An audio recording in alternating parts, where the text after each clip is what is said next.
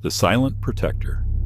It was just another quiet evening at home. My parents had gone out for the night, and I was left with my sister to watch over the house. At least, that was the plan. But instead of keeping my eyes on her, I found myself absorbed in a new game that had just been released. One of those puzzles that demanded all your attention. Sheriff, my loyal dog, lay next to me, his massive form stretched out on the floor, content for the moment. I was so lost in the game that I almost didn't notice when he suddenly lifted his head, his ears twitching, focused on something outside my immediate awareness. You know the look, the kind of alertness that only a dog can manage when something's off. I paused the game, straining to hear what had caught his attention, but the house was still. Nothing. I shrugged it off, assuming it was just a neighbor's dog or some distant sound outside. But Sheriff didn't settle back down. Without warning, he leaped to his feet, bounding for the half-open door that led out of the bedroom. His barking started low, but quickly escalated into a frantic, relentless growl. At first, I wasn't bothered. I shouted, "Shut up, Sheriff!" I had no patience for his usual noise, thinking it was just another one of his barking fits. But then something in his voice changed. It wasn't just the annoying yap I'd gotten used to. It was more primal, urgent, like he was confronting something. That's when I started to worry. The barking turned to a growl, followed by the distinct sound of claws skittering against the basement steps. My heart skipped. Sheriff was downstairs now. I froze for a moment, trying to figure out what was happening. Was he chasing a mouse or something? But as the seconds ticked by, the pit in my stomach grew. The noise from the basement stopped, and I could only imagine what Sheriff was facing. I took a deep breath, summoning the courage to follow him. Slowly, I crept down the stairs, flicking the light on as I descended.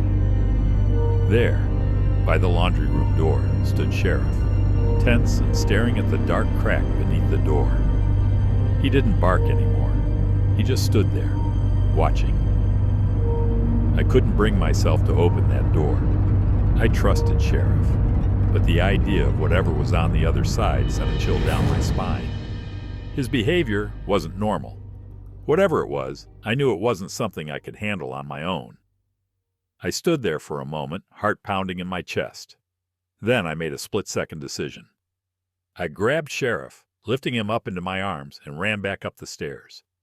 I barely made it to the top when I heard it, the unmistakable creak of the laundry room door slowly opening behind me. Panic surged. My breath quickened, and without thinking, I slammed the basement door shut, locking it tight. I pressed my ear to the door, holding my breath.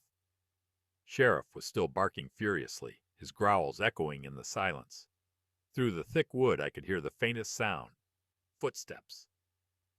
Someone was moving in the basement. I didn't hesitate. I grabbed my phone, dialing 911 with shaky hands. The operator's voice was a distant hum as I tried to explain as calmly as I could that there was someone in the house. Minutes later, the police arrived. I watched from the safety of the upstairs window as they quickly assessed the situation. I could barely hear their voices, but what I did hear made my blood run cold. They were forcing someone out through the back of the house. A man had been trying to break into the house via the basement window, and it was only Sheriff's early warning that had kept us safe.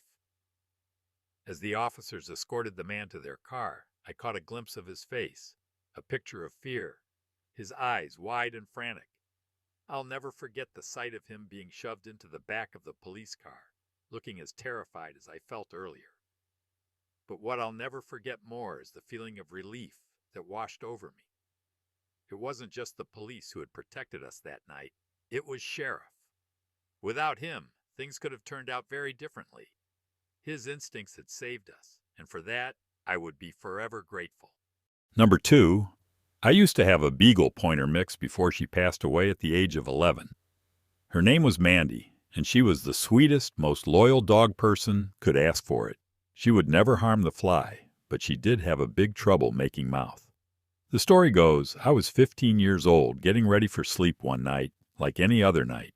Mandy slept in my room, and when I walked into my room, finally ready to crash in bed, I was created to Mandy growling.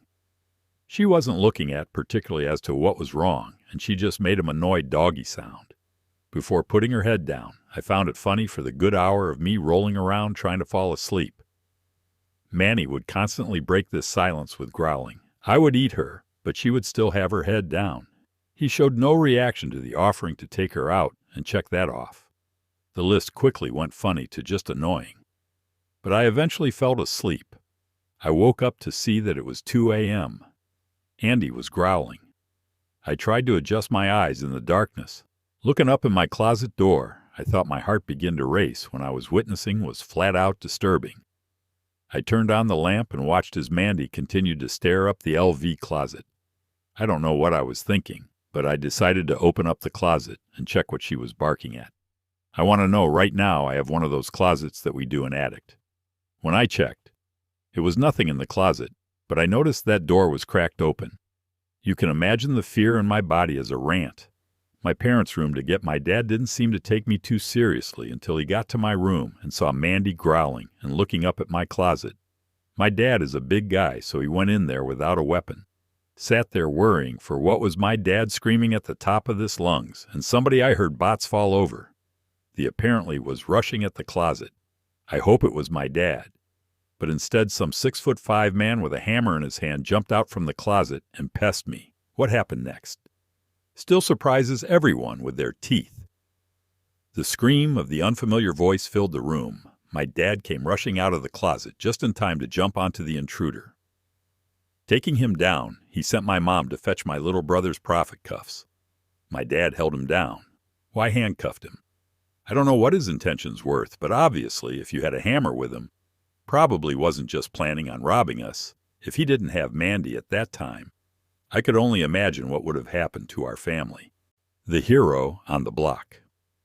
I was only 11 and my brother was 8. We had just finished walking the dog, Buster, a husky German shepherd mix, around the block when something happened that would change everything. It was a dark evening, the kind of dusk where the air feels cool and the streetlights flicker to life, casting long shadows along the pavement.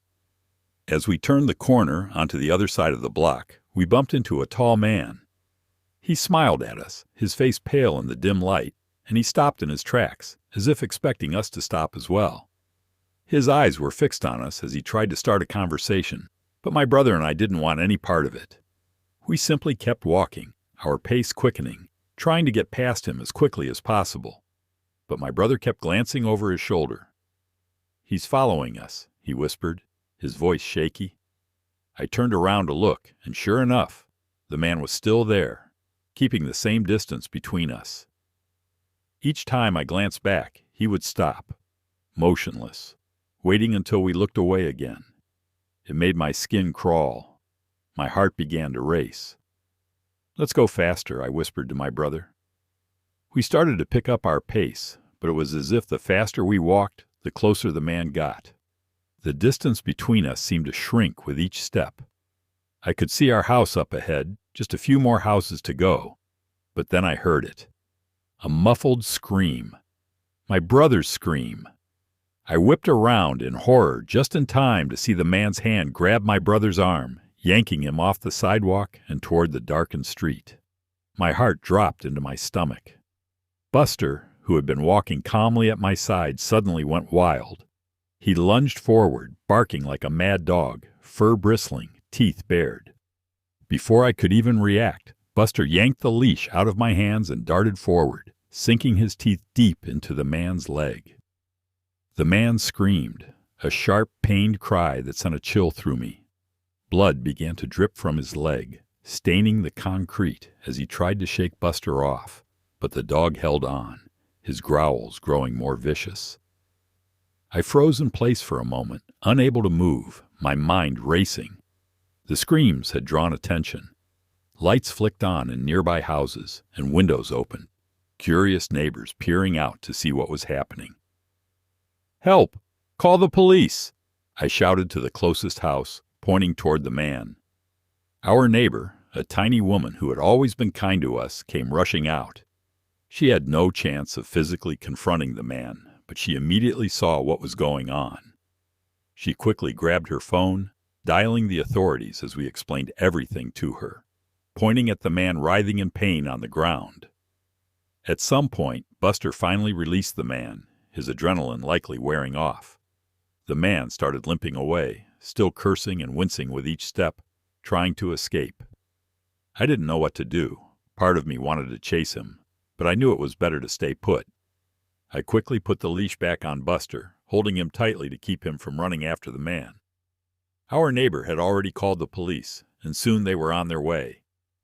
The officers arrived and spoke to us, taking statements and questioning the neighbor. One of the cops told us, with a grin, that Buster was a hero for saving my brother. But honestly, we already knew that.